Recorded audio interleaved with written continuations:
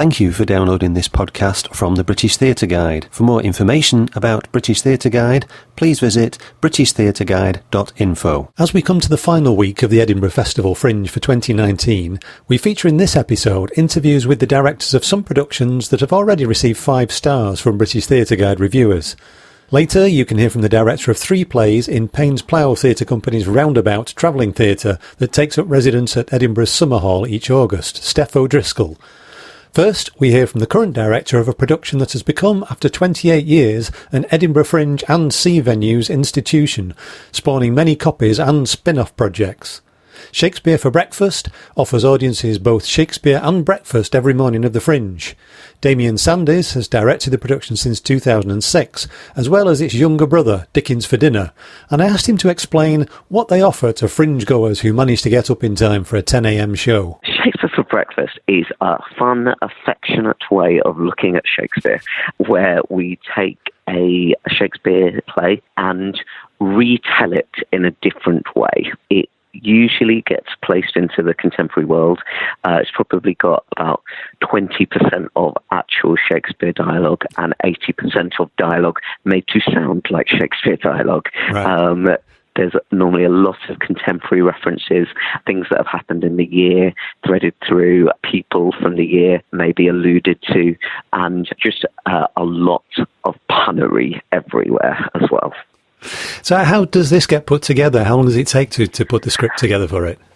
Well, we usually we choose our play probably sort of quite early in the year, January, February time. And then we'll have a sort of few initial discussions around May, June, just to get the ideas rolling. And that's where we try to come up with the overall concept for the year. And then we usually start sort of end of June, beginning of July. We're also putting together at the same time then our spin-off Dickens for Dinner. And we kind of work on both shows alongside each other so we don't get bogged down with one, and also so the same material doesn't end up in both shows. And across a period of about 4 weeks, we probably write for about 3 of those and then spend the last week putting it on its actual feet. Right. So it's a kind of way of we devise and discuss, try out things as we go. Almost always we start off with sort of a small lot of ideas and then things grow and come out of it. And sometimes we end up sort of in a different place to where we thought we would. But usually the bare bones are there and then it's just more expansion. Sometimes crazy things happen in the world which then affect things. So a character this year that has quite a strong allusion to Boris makes an appearance, and that was a very last-minute decision just near the end of our rehearsal period, where we'd started with a very different idea for that character, and then slowly the way politics was going, it kind of ended up influencing that quite a lot. Right. And so the script is actually put together by you with the cast, is it? Yeah, that's right. So we devise and write the whole thing across rehearsals together and then continue to adapt slightly throughout the month. The show relies a lot on audience interaction at times, and there's an element that we like to keep sort of slightly flexible. So all the cast are great improvisers, and so that they can react in the moment to whatever happens from their audience that day as well. So it's one of the best things about doing the show that it continues to grow all the way through the month, and also the flavour of it can ever so slightly alter depending on who your audience is that day as well. Yeah. And this year you've based it on Romeo and Juliet. So what are you doing with, or should I say to, Romeo and Juliet? So Romeo and Juliet is being retold as the tale of 2 warring coffee houses. One, a very traditional kind of greasy spoon cafe, almost the Montabrew's. And then we have this trendy hipster bar opened across the road offering chai lattes and so on, and hipster shakes, which is the Capulets. And then everything ensues from there. It sounds great fun to put together.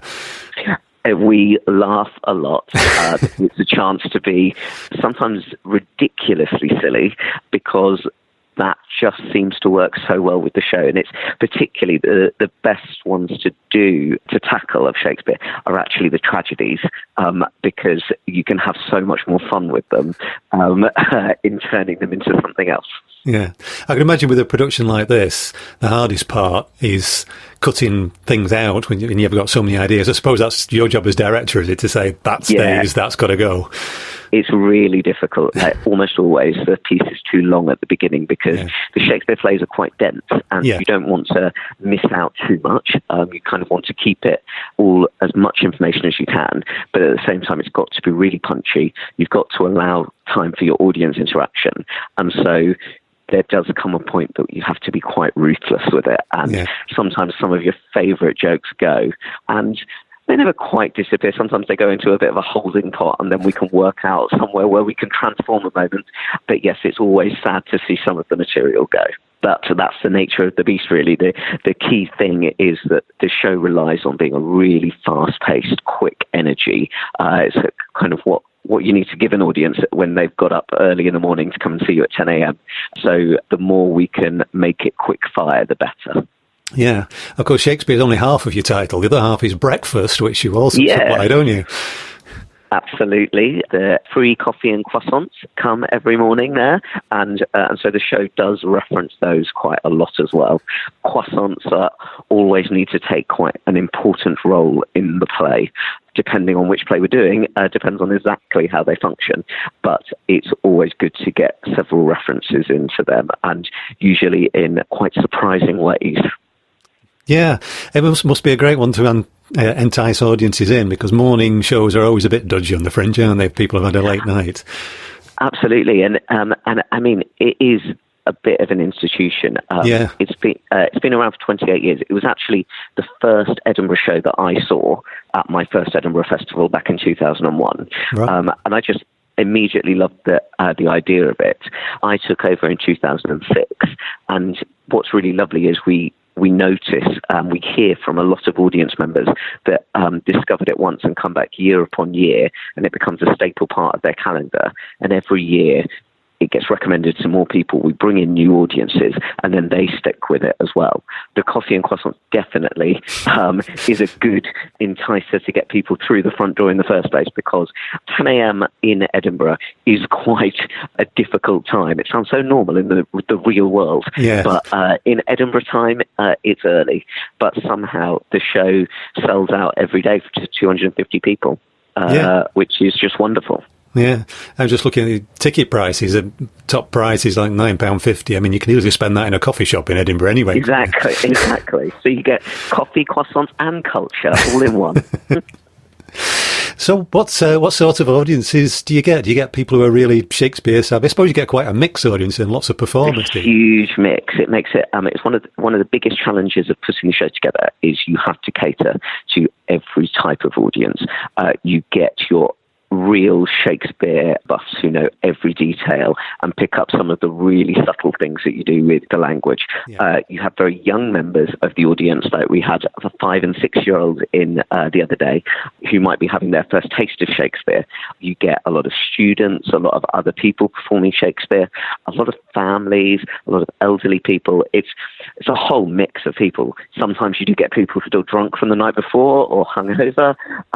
Sometimes you get people that have been up for hours and already been for runs and so on.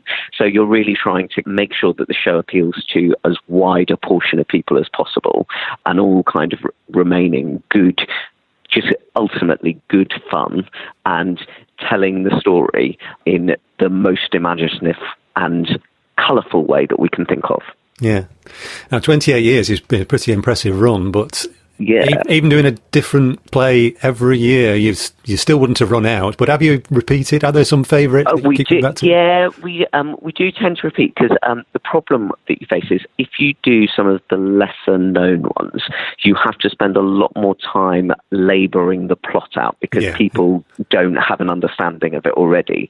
The more popular ones, particularly the GCSE text that everyone did at some point, are ones you can have more fun with, because people know the gist of the plot already, and so you can can twist them about a bit more. Occasionally, we did King Lear one year, and that one was really interesting. We had to pay more attention to the plot, and so we kept it in more of a traditional setting, but then just had a little bit more fun with the characters and so on. But yeah, there does tend to be a staple of a good 7 or 8 that you can rotate quite easily. And then every now and then for fun, we might do one where we mix up a few plots together. A few years back, one of the ones we did was Carry On Shakespeare, where we took 7 different plots and a character from each of those and mixed them up a little bit. And that was great fun. You had to be really, really careful in the plotting of it because an actual story didn't exist, so we had to create our own structure. So that really changed the way we worked, particularly for the first week of rehearsals, before allowing us to then let the comedy take over. Whereas if you do just have one play, your structure's given already, you're more thinking, right, how do we reduce this? What characters do we need? But your backbone of it is already there. You don't need to work out the twists and turns of the story so much. You can just go, what's our adaptation of it? Yeah. The cast that you use for this, just looking at what some of them have done in the past, quite a few of them have done news review, another Edinburgh institution, which I think you have done as well, haven't you? I have indeed, yeah. I directed news review for a year and a half, just before I started doing Shakespeare. And there's always been sort of a close link between the companies, slightly because the skills needed to perform in those shows are very similar. You need to be quick-witted, you need energy, you need to be able to improvise, you need writing skills, and they're very different shows at the end product, but the essence of the skills needed is very similar, I think. So what sort of background do they generally have? Is it more comedy, or is it more acting, or is it a mixture? It really is a mixture. Our cast of 5 do have a bulk of different experience, but at the heart of it, they all have a real interest and experience of comedy and improvising. A lot of them also have experience of classic texts as well, so they've got that sort of both sides to counterbalance each other. We usually have quite a bit of musical experience as well, because we do thread some songs into the show. But ultimately, I always think one of the strongest characteristics you need to be in Shake is a real sense of warmth and engagement with an audience. Knowing how to work the audience and engage with them is really important. And you kind of want the audience to walk away feeling like they've had an hour of absolute fun with these people. And so that's sort of the overriding thing. And then everything else sort of comes within it. Yeah. There are all sorts of spin-offs that other people have done now. You can have Beethoven for breakfast and Bach for breakfast. Yeah.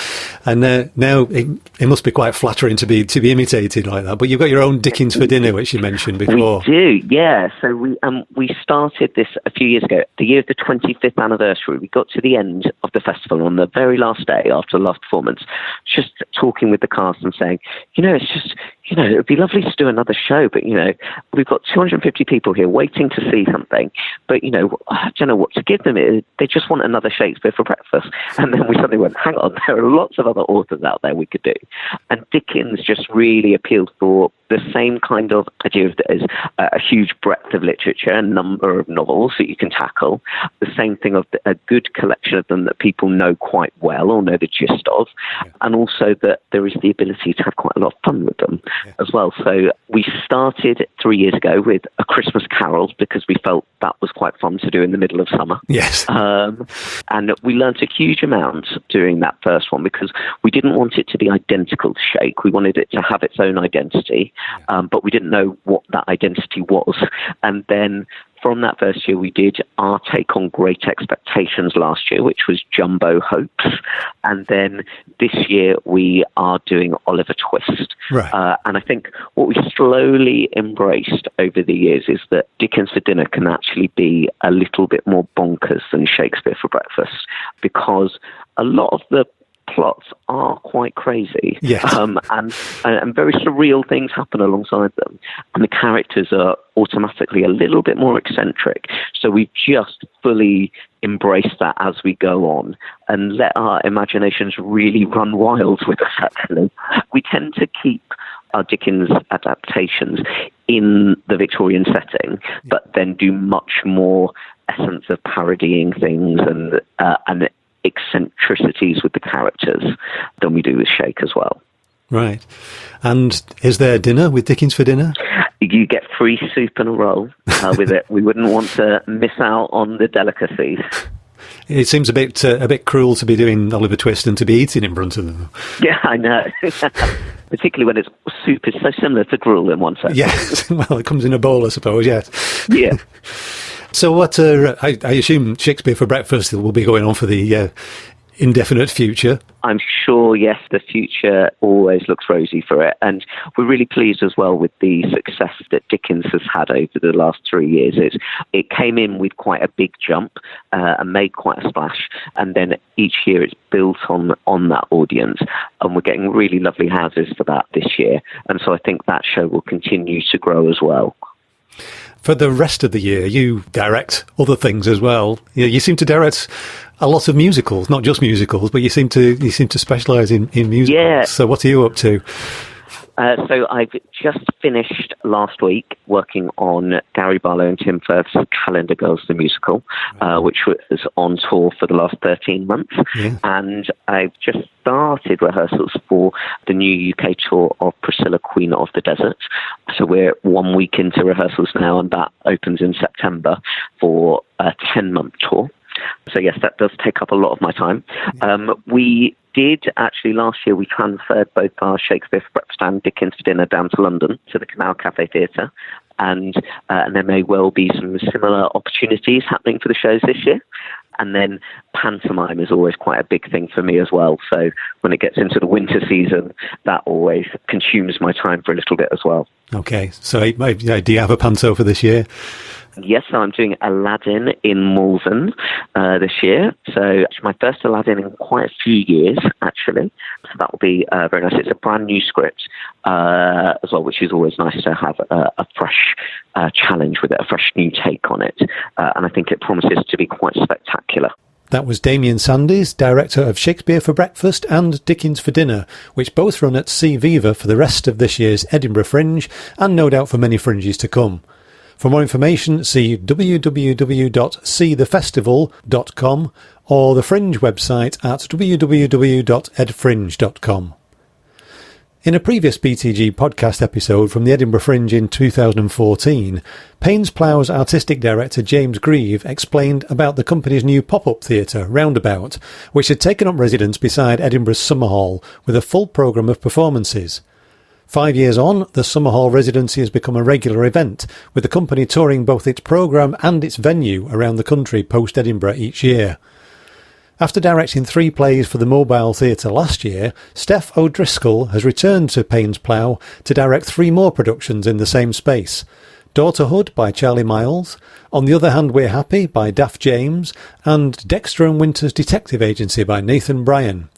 I spoke to Steph between rehearsals for her next production of Lit by Sophie Ellaby at Nottingham Playhouse and asked her how the Fringe has been going for her productions so far. As far as I know, it's been going really, really well. I've been to the Fringe quite a few times over the last 10 years. And for me, the healthiest way for me to be in the Fringe is kind of not to engage actually too much with kind of what other people think and feel about the shows. Yeah. And so I've kind of learned over the years to not read reviews.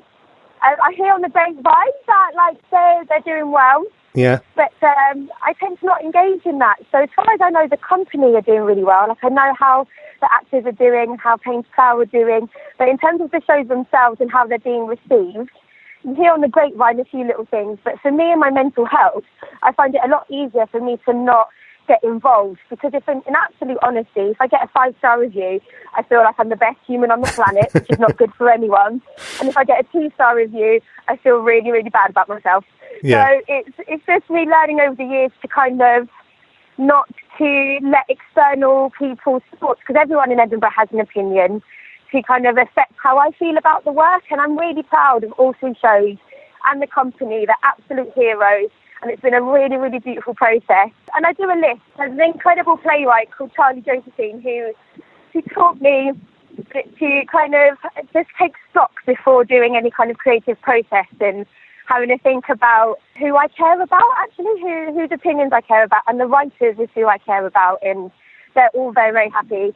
So that means I'm happy. And like I said earlier, I'm not actually currently up at the Fringe. I'm in rehearsals at the moment for something else. So I go back up this weekend. So I've not been there to kind of soak it in past the first week, if I'm honest. Yeah.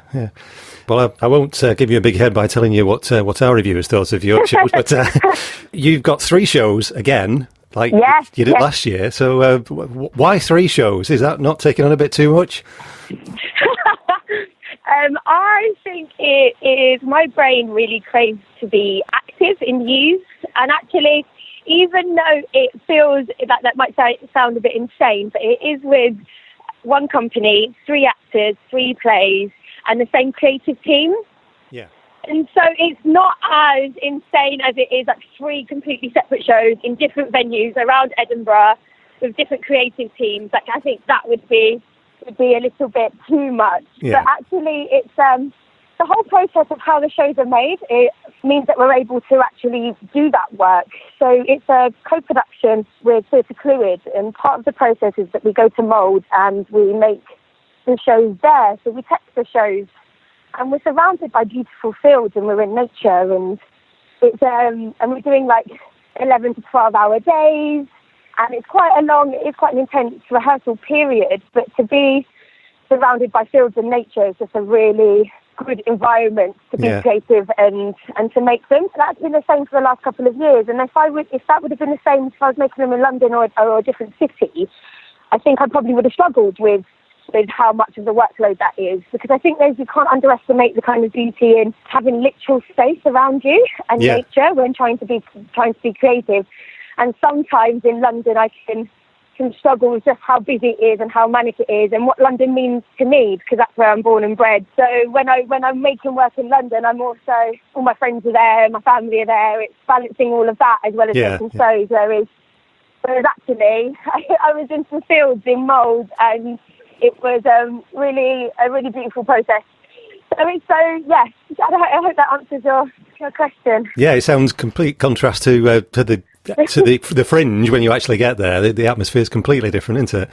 Yes, it is. And part of the Roundabout shows, there's actually a 3-stage process. So we have making them, we have a couple of previews in mould, so we premiere them there, and then we go to the Fringe, and then they go on tour. So as a company, and they go on tour, like the Roundabout flat packs in the back of a van, and we go to different parts of the UK, bring in these shows to places that wouldn't normally receive kind of the best of the best new writing. Yeah. So it's a 3-stage process, and audiences are completely different in mould as they are in Edinburgh as to whenever we go on tour. And so, we prep the company at each stage, because you might have kind of really, really full houses in Edinburgh, or there's a particular audience and people might laugh at particular things, and then you go on tour and there might be smaller crowds some nights, or the kids shows might be more populated than some of the adult shows. And so it's really preparing the company for each of the different places.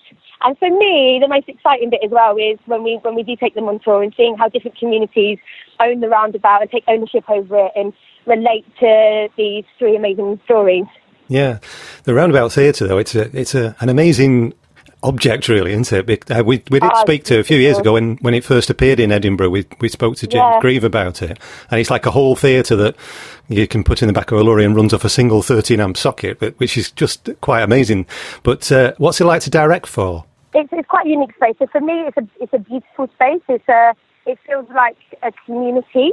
Yeah. If that makes sense. I think it feels like a space where communities can come together for a moment, and there's no hiding. You see the person across in the front row. If they're falling asleep, you see them. If they're having a whale of a time, you can see them. So it feels like you're in it together. And there's something really active about that, and really special that I feel about the kind of temporary community that is made in the Roundabout in a time where actually communities are being dismantled, or we're just as human beings not connecting to one another, and we're spending more time looking in our screens and and not actually being present in the same space. And there's a liveness to it in the Roundabout that I find really exciting as a director. And of course it has its 360 degrees in the round, so it has its own challenges with kind of how to stage things. But we worked with a movement director really early on in the process to support the actors to understand what it means to work in the round and we view the body as 360 degrees instead of kind of just flat on. And we spend a lot of that work kind of building up their physical toolkit to support them to be able to use that space and own it. But I find the Roundabout, I think it's one of the most special spaces I've ever worked in, purely because it feels electric in there. And when you have this moment where all the audience kind of like gasp at the same time and have this collective kind of response, it feels really, really special. And the whole gesture of it, actually, of when it goes into tour and goes into different communities, and how Plough work really, really hard with different communities to support that community to take ownership over it and to use that space in the way that they want to, as well as them seeing the shows that we bring as well. And so it feels, for me, it feels like everything what it means to be human is in that space, and that's really special. Yeah. Does that affect the type of plays that you put on there? Not just, obviously there are technical limitations to what you can do in there, but does it affect the type of subject matter that you deal with the plays? Well, I think what Plough have a process where they work with playwrights to support them to understand what writing for the Roundabout is, and for them to understand the space. So part of the kind of commissioning process is that stuff is kind of thought about really early on. Right. And so supporting playwrights to understand what that space could really, really do. Because I think shows that really, really sing in there are shows that acknowledge that the audience is there with you. Yeah, yeah. That we're all in this together, we're in this space, and to have like a direct communication with the audience and not ignore them because you can't, they're there. Yeah. So I think there's certain things like that I think some like playwrights think about when writing for that space. So I think that's the magic of it, that's the beauty of it.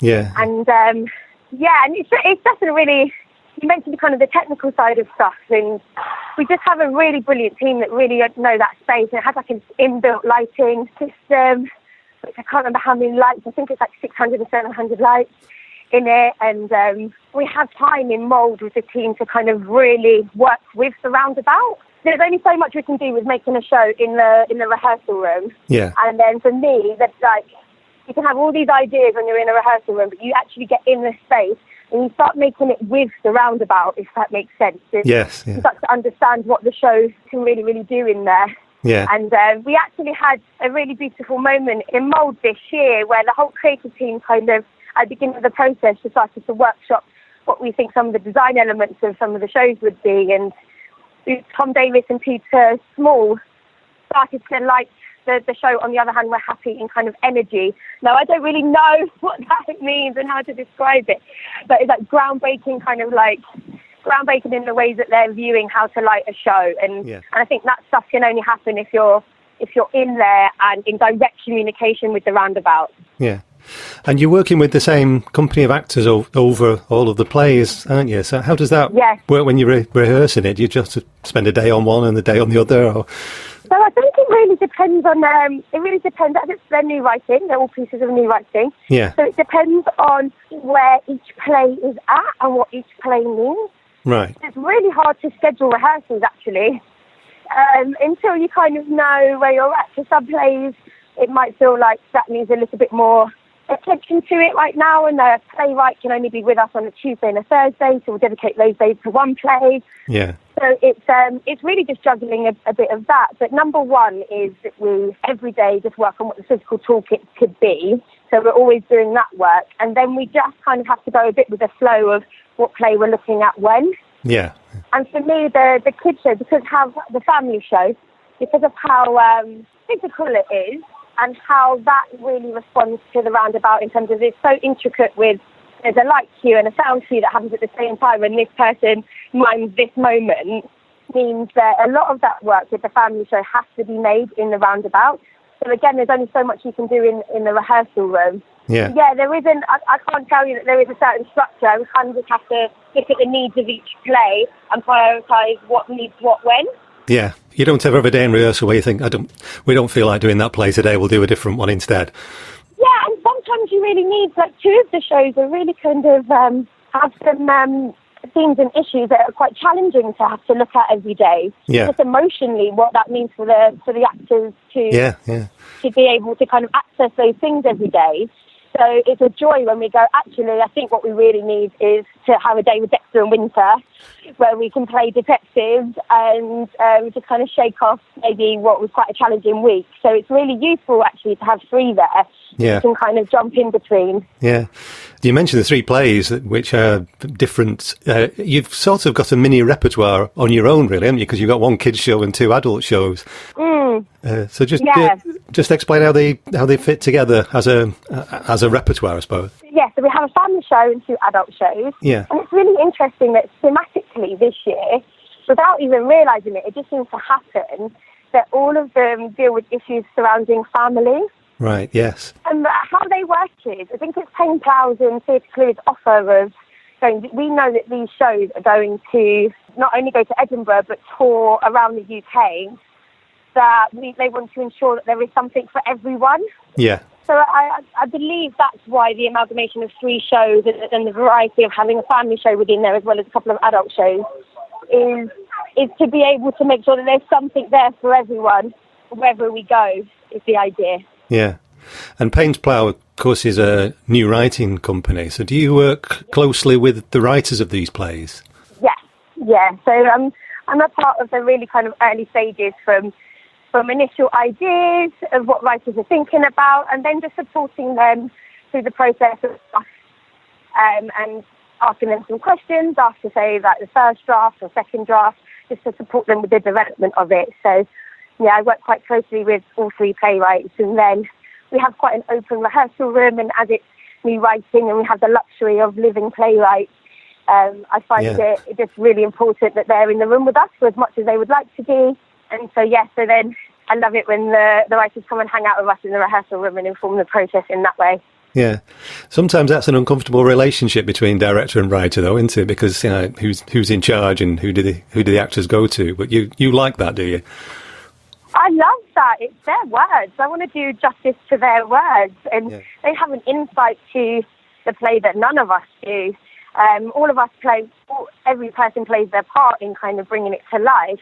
However, they have inside knowledge of why they've written something, and a lot of the time some writers kind of are very happy to hand things over and go, I'm happy for you to also add what you think this might be and have that conversation. But I find it really useful, and it's really useful to know for me as well, just if there's something that I'm not thinking about that I should be thinking about, or as a team, or just having that. It's an incredible source of knowledge and wisdom to have the playwright with us. So I don't find that a difficult process at all. I really value their voice in the rehearsal room, actually.